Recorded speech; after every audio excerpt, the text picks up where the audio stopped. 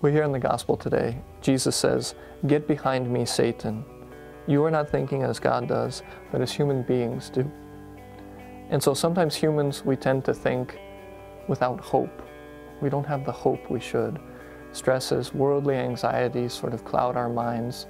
I think about how I need to control things instead of the hope that waits for me, that I could be with God forever. And so the word esperanza is hope in Spanish, and esperar, the verb that's the root of it all, means to wait. And so what do I wait for? For whom do I wait?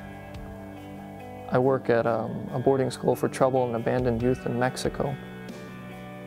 And when I leave, or when the boys see me leaving, even to just run an errand, they say, "Where are you going?" And then I tell them where I'm going to the office, I'm going to run an errand. And they go, "Oh, that's right, we did have that errand to run." And then they all start to follow me. And sometimes they win me over, and I just take them with me. But we hear also in the gospel, "Whoever wishes to come after me must deny himself, take up his cross, and follow me." When Christ tells us to follow him, he says, "Stay with me, be with me." His disciples stayed with him day and night. His apostles accompanied him everywhere.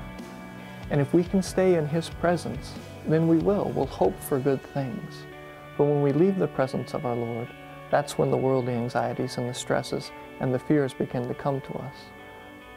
And so this week, as we're praying, we should pray to stay in the presence of God. Because if we're with our Lord and we want to spend time with him, we'll begin to have the same desires, the same hopes. And so we'll want the same things that God wants for us in our own lives. And then that way, the worldly stresses, the anxieties of everything won't creep into our prayer. And we'll be happy to be with Christ and remain with him forever.